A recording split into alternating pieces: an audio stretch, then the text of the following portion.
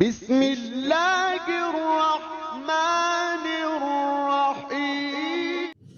بسم اللہ والصلاة والسلام علی رسول اللہ، الصلاة والسلام علیک یا سیدی یا رسول اللہ وعلی آلک واصحابک یا سیدی یا نور اللہ۔ معزز ناظرین و سامعین، السلام علیکم ورحمۃ اللہ تعالی وبرکاتہ۔ سامعین ذی احتشام، آج ہم آپ کے سامنے قرآن مجید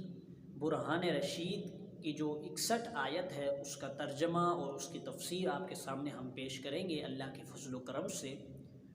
جو 61 آیت ہے سورۃ البقرہ کی وہ یہ ہے کہ وَإِذْ قُلْتُمْ يَا مُوسَىٰ لَن نَّصْبِرَ، اور جب تم نے کہا کہ اے موسیٰ ہرگز نہیں ہم صبر کریں گے، عَلَىٰ طَعَامٍ وَاحِدٍ، ایک کھانے پر،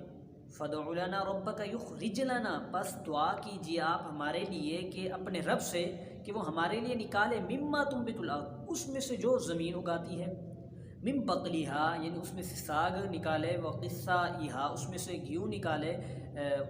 اس میں سے ککڑی نکالے، وفومہا اس میں سے گیہوں نکالے، وعدسہا اور اس میں سے مسور نکالے، وبصلہا اور اس میں سے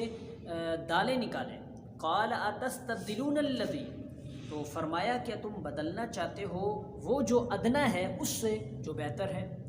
اہبطوا مصرا، اتر جاؤ تم شہر میں، فإن لکم ما سألتم، بس بے شک وہاں تمہارے لیے وہی ہے جو تم مانگ رہے ہو۔ وضربت علیہم الذلۃ والمسکنہ، اور ان پر مقرر کر دی گئی ذلت اور محتاجی۔ وباءوا بغضب من اللہ، اور وہ اللہ کے غضب کے ساتھ لوٹے۔ ذالک بانہم کانوا یکفرون، یہ بسبب وہ نافرمانی کرتے تھے، بما عصوا وکانوا یعتدون، اور وہ حد سے بڑھتے تھے۔ یہ اس کا سادہ سا آسان سامنے ترجمہ آپ کے سامنے پیش کر دیا۔ سامعین ذی احتشام، اگر کوئی شخص اپنے آپ کو نالائق سمجھتا ہے، اپنے آپ کو نیچے کرتا ہے، نیچا پن دکھاتا ہے لوگوں کو، تو ایسے شخص کو اگر آپ اونچا کرنا چاہے تو وہ اونچا نہیں ہوگا، وہ اپنے آپ کو نیچے ہی رکھے گا۔ وہ اپنے آپ جو اس کی نالائکی ہوگی وہ نالائکی دکھائے گا، وہ اپنی بے سمجھی، جو بے سمجھ ہوگا وہ اپنی بے سمجھی دکھائے گا، یعنی کہ وہ ایسے دکھائے گا کہ میں بے سمجھ ہوں، حالانکہ وہ اندر سے چالاک ہوگا۔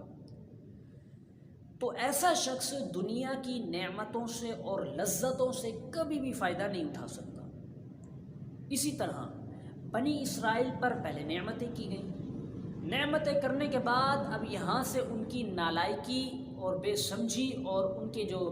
اپنے آپ کو انہوں نے بے سمجھ دکھایا، یعنی کہ نیچا پن اپنے آپ کو دکھایا ان بنی اسرائیل والوں نے، تو یہاں سے اس کا ذکر کیا جا رہا ہے۔ واقعی کچھ یوں ہے کہ حضرت جو بنی اسرائیل والے تھے وہ حضرت موسیٰ علیہ السلام کے پاس آئے، مطالبہ کرنے لگے کہ اے موسیٰ ہم ایک کھانے پر ہم صبر نہیں کر سکتے، یعنی کہ جو من اور سلوہ ان کو مل رہا تھا وہ کہہ رہے تھے ہم ایک کھانے پر صبر نہیں کر سکتے، آپ اپنے رب سے دعا کیجئے کہ وہ ہمارے لیے ساگ نکالے، گیہوں نکالے، دالیں نکالے، مسور نکالے، ککڑیاں نکالے، یہ جو چیزیں یہ نکالے ہمارے لیے۔ تو حضرت موسیٰ علیہ السلام آپ نے ان کو سمجھایا کہ یہ اس ادنا سے اعلیٰ شے ہے، تم اعلیٰ شے کو چھوڑ کر ادنا شے کی طرف جا رہے ہو، یہ تو اللہ کی سب سے بڑی نعمت ہے، یہی کھاؤ تم۔ لیکن وہ نہ مانے۔ جب وہ نہ مانے تو حضرت موسیٰ علیہ السلام اللہ کی بارگاہ میں آئے، آپ نے عرض کی، دعا کی، تو اللہ تبارک و تعالیٰ نے فرمایا کہ بنی اسرائیل اگر تمہارا یہی مطالبہ ہے،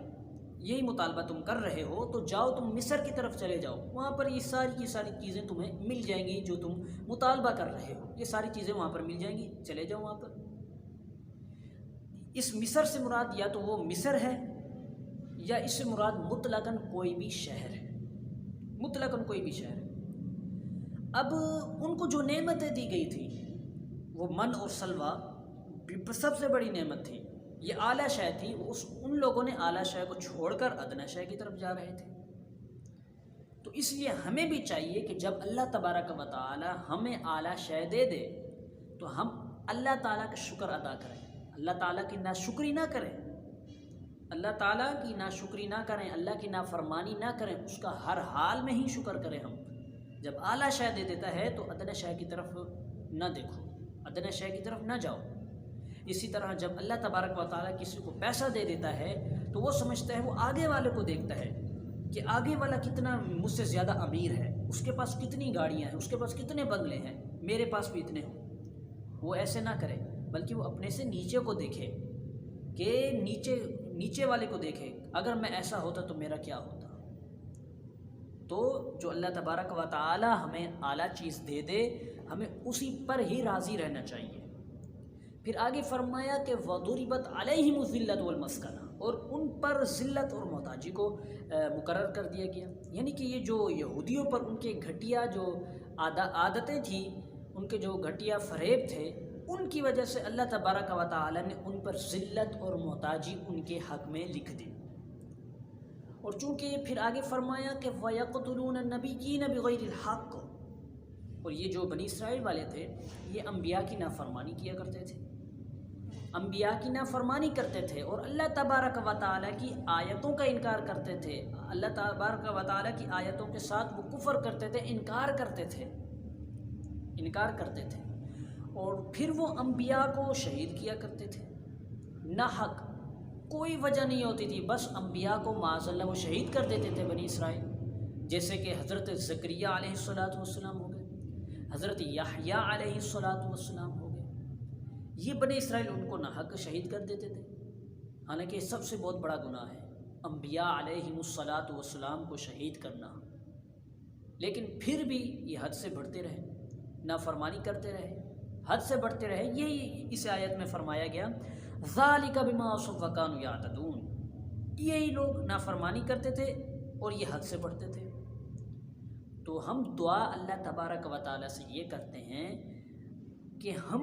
جو اللہ تبارک و تعالیٰ ہمیں چیز دے دیں، ہم اس کا شکریہ ادا کریں، اپنے سے